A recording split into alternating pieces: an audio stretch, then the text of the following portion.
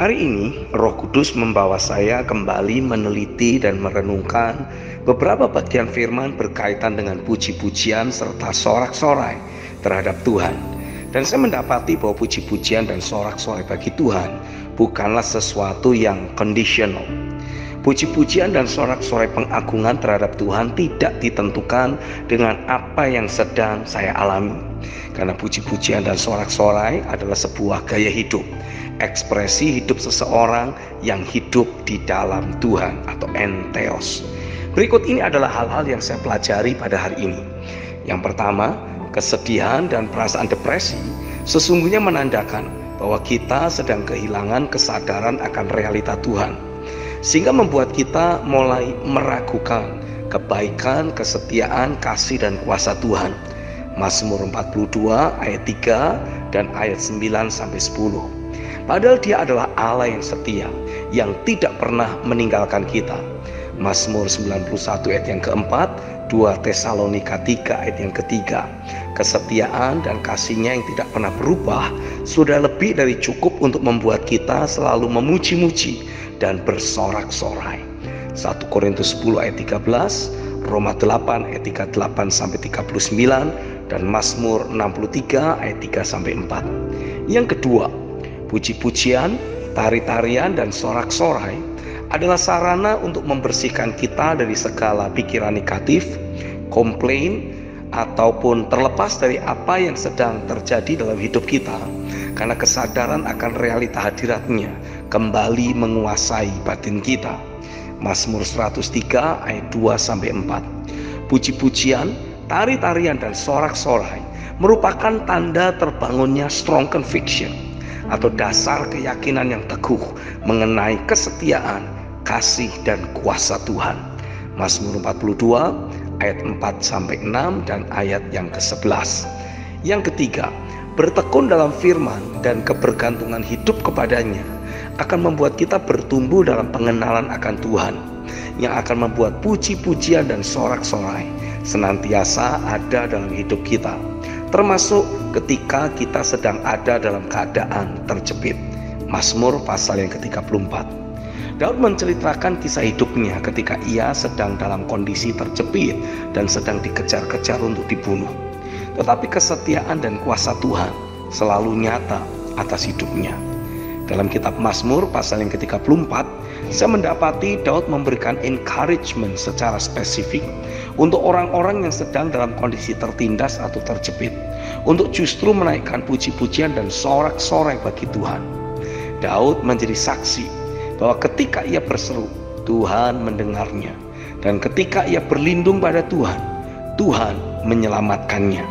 Sehingga ia menegaskan bahwa setiap orang yang mencari Tuhan tidak akan kekurangan sesuatu pun yang baik.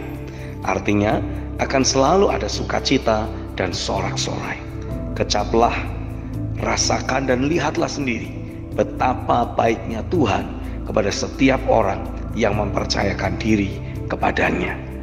Yang keempat, ucapan syukur dan puji-pujianlah yang membuat kita menerima akses untuk memasuki gerbang dan pelataran rumah-Nya untuk bertemu dengan Tuhan. Mazmur 100 ayat yang keempat. Yang kelima, sebagai imam di hadapan Tuhan, puji-pujian adalah korban persembahan yang memperkenan hati-Nya. Ibrani 13 ayat yang ke-15. Memuji, menari dan bersorak-sorai bukanlah sesuatu yang conditional. Sebagai seorang imam, puji-pujian, tarian dan sorak-sorai adalah persembahan dan korban yang menyenangkan hati Tuhan. Yang keenam, puji-pujian, tari-tarian dan sorak-sorai adalah ekspresi dari meluapnya sukacita kita karena Tuhan, dan di dalam hadirat-Nya sukacita kita menjadi penuh. In His presence there is fullness of joy. Mazmur 16 ayat yang ke-11. Yang ketujuh, memang pribadinya lah harta saya. He is the one whom I treasure the most. Sehingga akan selalu ada aliran puji-pujian dan sorak-sorai selama mata hati saya senantiasa terfokus kepada Dia. Lagi pula Allah tinggal dalam pujian umat-Nya. Mazmur 22 ayat yang ketiga, ayat yang ke-25 sampai 26, dan Mazmur 42 ayat yang ke-11. Bawalah puji-pujian untuk Tuhan, dan kita pasti akan menemukan Dia. Hati kita akan meluap dengan kehidupan selamanya. Yang ke-8, ada kuasa dalam puji-pujian, tari-tarian dan sorak-sorai umat Tuhan. Puji-pujian adalah senjata kita yang membuka jalan bagi Tuhan untuk menyatakan kedaulatannya. Mazmur 149 dan Mazmur 50 ayat yang ke-23. Raja Yosafat dan orang Yehuda mengalami bagaimana puji-pujian, sorak-sorai, ucapan syukur, dan deklarasi kesetiaan Tuhan membuat Dia berperang bagi mereka, menaklukkan orang-orang Amon, Moab, dan pegunungan Seir yang sedang bangkit untuk melawan Israel. 2 Tawarikh 20 ayat 21 sampai 26. Tembok Yeriko runtuh ketika umatnya bersorak-sorai. Yosua 6 ayat 1 sampai 27. Ketika Paulus dan Silas dipenjara, doa dan puji-pujian yang mereka naikkan membuat Tuhan memanifestasikan kuasanya untuk menyelamatkan mereka. Kisah Rasul 16 ayat 25 sampai 26. Saya berketetapan untuk dengan konsisten membangun kehidupan puji-pujian di dalam hidup saya, memastikan selalu ada kobaran pekerjaan roh dan firman yang membuat saya menjadi pribadi yang begitu antusias dan menyala-nyala dalam menjalani kehidupan saya sehari-hari sebagai imam di hadapannya dan sebagai eksekutor kehendaknya. Entheos, tinggallah di dalam Dia. Amin.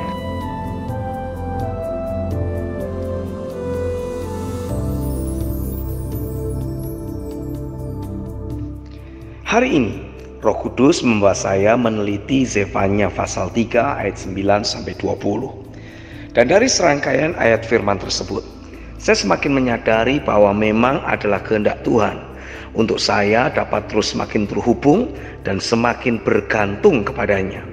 Bagian firman ini menyatakan bahwa Tuhan Allah kita ada di antara kita sebagai pahlawan yang memberi kita kemenangan. Ia bergirang karena lepas dari apa yang kita alami, kita bergirang dengan penuh sukacita. Ia bersorak-sorai karena kita bersorak-sorai. Saya mendapati bahwa ada poin yang sangat penting pada Zefanya pasal 3 ayat yang ke-12. Orang-orang yang menikmati kehadiran Tuhan sebagai pahlawan yang memberi kemenangan adalah orang-orang yang termasuk dalam golongan umat yang rendah hati dan lemah serta bergantung kepada Tuhan. Ketika saya mempelajari makna dari rendah hati dan lemah, saya mendapati bahwa hal ini menunjukkan level kebergantungan kepada Tuhan yang begitu tinggi. Lemah di sini bukanlah lemah dalam arti negatif, tetapi lemah dalam arti memahami betul bahwa saya sangat membutuhkan Tuhan. Karena memang tanpa firman, tanpa Tuhan, saya tidak dapat berbuat apa-apa. Saya semakin memahami mengapa Tuhan begitu concern untuk terus membersihkan kehidupan kita sebagai rantingnya. Karena Dia mau kita menikmati kehidupan di dalam keilahiannya. Saya mendapati bahwa kepenuhan sukacita yang melimpah dan meluap dari hati saya di pagi hari membawa saya memiliki atmosfer yang sangat kondusif untuk terus bergantung dan terhubung dengan Tuhan. Sepanjang hari ini saya menikmati adanya tuntunan Tuhan yang nyata, dan yang terpenting adalah realitanya yang nyata dalam hidup saya. Saya menikmati ada tuntunan-tuntunan praktikal yang Roh Kudus beri ketika saya sedang mengerjakan berbagai tugas dan pekerjaan yang saya kerjakan pada hari ini. Area emosi saya begitu stabil dan terjagai, selalu positif dan penuh sukacita. Bahkan ketika menghadapi begitu banyak deadline pekerjaan yang memang belum semuanya dapat saya selesaikan, namun hati saya begitu merdeka, dan saya sungguh percaya bahwa seperti yang sudah-sudah, Dia akan membawa saya untuk kembali menikmati kehidupan yang berkemenangan. Saya hanya perlu terus taat dan terus terhubung dan bergantung kepadanya. Saya percaya bahwa ketika saya terhubung dan bergantung kepada Dia, otomatis saya akan menjadi pribadi yang efektif dan produktif dalam menghasilkan buah. Yohanes pasal 15 ayat 4 dan 8. Malam hari ini, hati saya meluap dengan sukacita karena apa yang saya tangkap di momen ibadah minggu kemarin saya alami. Mengakhiri hari dengan takaran sukacita yang lebih besar lagi dibandingkan dengan pagi hari saya alami. Sepanjang hari ini, realita kehadiran pribadinya dalam hidup saya membuat saya semakin menyadari bahwa memang hanya Dia saja yang saya cintai dan saya butuhkan. Betapa indahnya hidup di dalam Dia.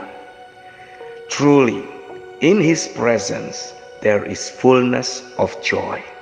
Mazmur pasal yang ke-16 ayat yang ke-11. Amin.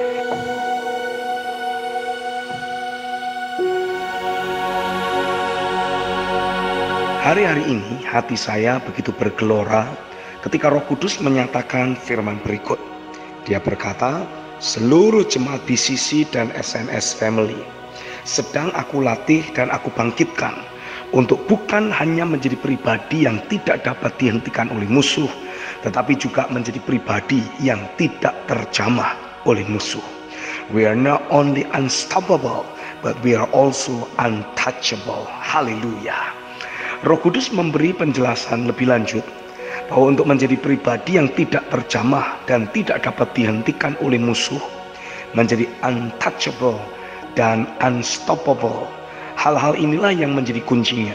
Yang pertama, memastikan manusia roh saya terus bertumbuh jadi semakin kuat dan perkasa. Berdasar pada pemahaman firman dalam Kisah Rasul 1 ayat yang ke-8, bahwa dengan adanya Roh Kudus dalam diri saya, sesungguhnya saya telah menerima kuasa. Dalam bahasa Yunani, dunamis. Dari kata dunamis, kita mendapat kata dinamo, yang jika terus kita putar dengan cepat, akan membuat kuasa roh teraktivasi semakin kuat. Seperti pada sepeda zaman dahulu yang semakin kita kayuh dengan kencang, lampu yang ada akan semakin menyala terang. Saya percaya dinamo rohani di dalam diri kita juga tidak boleh berhenti. Seperti roda yang berputar, jika putarannya pelan, tidak menghasilkan cahaya yang terang. Dan dengan mudah kita dapat memegang roda tersebut untuk kita hentikan. Tetapi siapa yang berani menyentuh atau menghentikan putaran roda jika roda tersebut berputar dengan kecepatan yang tinggi?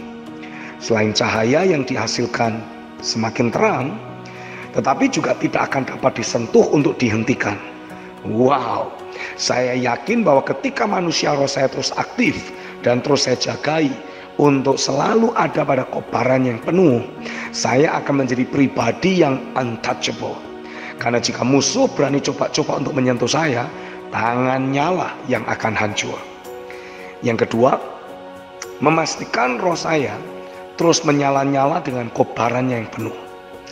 Roma pasal yang ke-12 ayat yang ke-11 mencatat, janganlah hendaknya kerajinanmu kendor, biarlah rohmu menyala-nyala dan layanilah Tuhan. Kata menyala-nyala diambil dari kata Yunani zeo, yang memiliki arti cinta atau semangat yang mendidih, dengan penuh semangat, sangat sungguh-sungguh.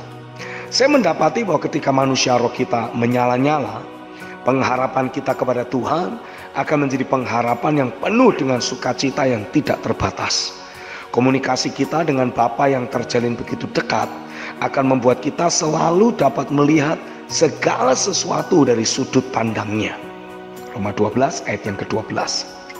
Peristiwa apapun yang terjadi dalam hidup kita tidak akan dapat memisahkan kita dari kasih Bapa.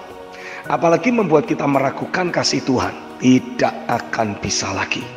Roma 8 ayat yang ke-39. Saya mendapati bahwa inilah kondisi menyala-nyala yang harus terus saya pastikan semakin bertambah besar kobarannya.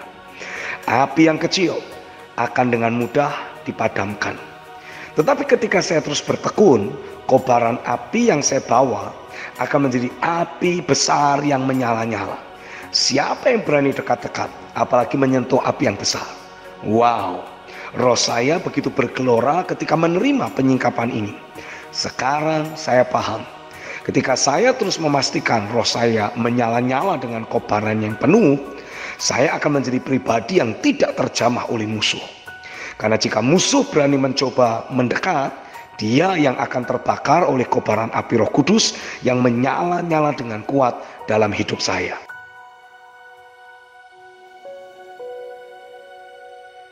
Message ini adalah kelanjutan dari message kemarin. Yang ketiga, bertekun dalam membangun persekutuan dengan Tuhan, sehingga terus alami pertumbuhan dalam pengenalan akan Tuhan, serta semakin mengenali jati diri saya yang sejati di dalam Dia. Ketika merenungkan hal ini, saya mendapati bahwa seringkali yang menghambat langkah kaki kehidupan orang percaya yang sedang berjalan dalam rencana Tuhan adalah karena tidak bertumbuhnya pengenalan akan Tuhan di dalam diri orang yang bersangkutan. Sehingga di saat yang sama, ia juga tidak dapat mengenali jati dirinya yang sejati di dalam Tuhan. Perasaan tidak layak, intimidasi, dan berbagai perasaan negatif lainnya seringkali dipakai musuh untuk mengaburkan jati diri kita di dalam Kristus. Sehingga langkah kaki kita dengan mudah dihambat, bahkan dihentikan oleh musuh. Saya mendapati bahwa saya hanya dapat mengenali jati diri saya yang sejati di dalam Tuhan ketika saya alami pertumbuhan pengenalan akan Tuhan, karena jati diri saya ada di dalam Dia. Saya hanya bisa memahami jati diri saya di dalam Dia ketika Dia mewahyukan dirinya kepada saya. Kolose 3 ayat 3-4. Dengan saya terus alami pertumbuhan dalam pengenalan akan Tuhan, saya tidak akan lagi dapat dihentikan oleh musuh, karena saya tahu betul dan kenal secara pribadi dengan Bapa yang setia, penuh kasih, perkasa, adil, dan berdaulat.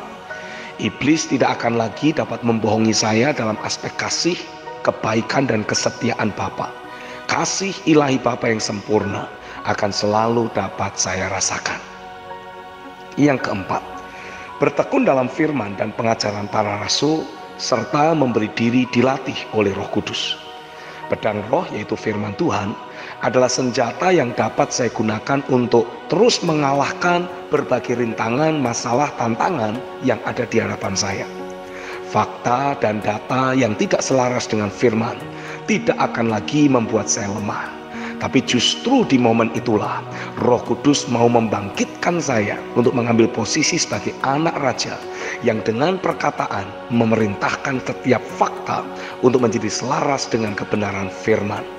Karena ketika saya kembali melihat kata kuasa dalam Kisah Rasul 1 ayat yang ke-8, yaitu dalam bahasa Yunani dunamis, pun ternyata memiliki arti kekuatan untuk melakukan mujizat. Lagi pula segala sesuatu dijadikan oleh firman. Yohanes 1 ayat 1-3. Saya mau pastikan ketika saya menerima pedang roh, yaitu firman Tuhan, sebelum saya menggunakan pedang roh tersebut untuk melibas kepala musuh, saya akan gunakan pedang firman tersebut untuk pertama-tama memotong setiap keakuan atau kemanusiawian atau keduniawian yang masih ada dalam hidup saya. Saya ambil keputusan untuk menyelaraskan sikap hati, dasar keyakinan, sampai gaya hidup saya untuk menjadi selaras dengan firman-Nya. Saya percaya ketika saya terus bertekun dalam firman dan pengajaran para rasul, perbendaharaan firman dalam hidup saya semakin diperkaya, sehingga senjata saya menjadi semakin lengkap untuk mengalahkan berbagai variasi trik musuh yang ia lancarkan atas hidup saya. Ketika saya padukan ketekunan dalam meneliti firman dengan ketekunan membangun manusia roh, saya bukan hanya memiliki senjata yang semakin lengkap, tetapi saya juga menjadi semakin kuat dalam menggunakan setiap senjata yang ada. Karena Dia, Allah, yang melatih tanganku untuk berperang. Mazmur 18 ayat 34. Saya rindu manusia roh saya menjadi semakin kuat dan terlatih untuk mengangkat dan mengayunkan pedang roh. Saya percaya kemenangan akan selalu menjadi porsi kita. Yang kelima, terus hidup dalam kepenuhan sukacita yang telah Ia sediakan. Senantiasa menaikkan puji-pujian, menarikan tari-tarian, dan menyerukan sorak-sorai pengagungan bagi Tuhan. Dalam terjemahan The Passion Translation, Mazmur 149 ayat yang ke-6 dituliskan, "My shouted praises are my weapons of war." Puji-pujian yang terus saya sorakkan adalah senjata perang saya. Selain firman, inilah yang menjadi senjata yang dapat membuat musuh tidak lagi dapat menghentikan saya. Pernyataan pengagungan kita terhadap Tuhan, puji-pujian, Tari-tarian dan sorak-sorai kita bagi Tuhan ternyata juga adalah senjata perang yang sangat ampuh untuk bukan hanya membungkam mulut musuh dan pendendam, tetapi juga untuk menginjak-injak setiap pekerjaan musuh selagi kita menari-nari bagi Tuhan. Sukacita dan sorak-sorai kita akan membuat Tuhan begitu bersukacita dan bersorak-sorai juga. Kemenangan mutlak akan Ia karuniakan bagi kita yang terus beria-ria dan bersorak-sorai bagi Dia. Saya berketetapan untuk terus menjagai kobaran hati yang mencintai Tuhan dalam hidup saya, dan terus menjagai ketekunan saya dalam membangun hal-hal di atas.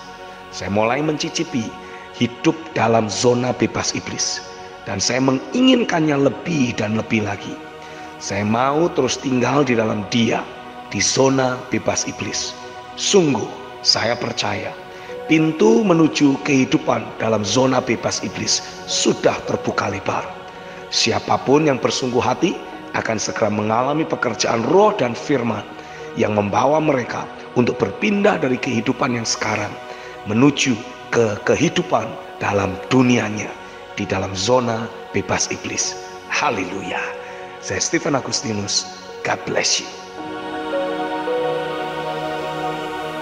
Mari dapatkan renungan harian Pastor Stephen Agustinus yang akan membangkitkan dan menyegarkan roh Anda dengan cara mengetik nama, kota, dan nomor WhatsApp Anda.